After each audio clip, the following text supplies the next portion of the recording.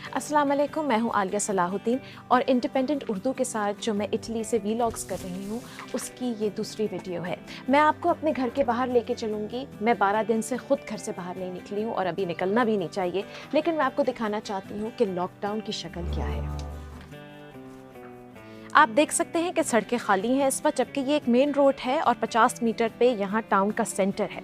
लेकिन फिर भी कुछ लोग जो हैं लॉकडाउन के बावजूद वो निकल रहे हैं और इटालियन हुकूमत उनसे बहुत नाराज़ भी है। वो कौन लोग हैं? ज़्यादातर वो नौजवान हैं जिनको लगता है कि बस 2-3 दिन वो बीमार होंगे और वो ठीक हो जाएंगे, लेकिन वो वायरस के कैरियर्स भी हैं और साथ साथ वो ख़ुद बीमार भी होते हैं और हस्पतालों में काफ़ी दिन पड़े रहते हैं।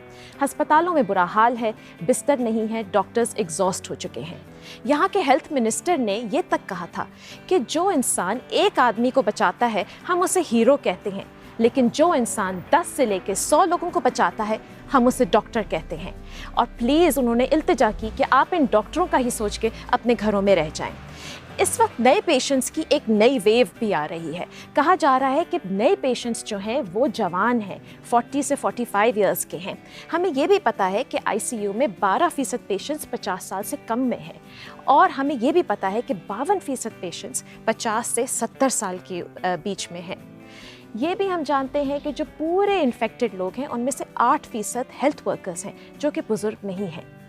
19 मार्च को यहाँ फादर्स डे था इटली के अंदर और मैसेज सबके लिए एक ही था, अगर आप अपने बाप से मोहब्बत करते हैं तो प्लीज़ उनसे हरगिज़ ना मिलिए, अपने घर ही रहिए।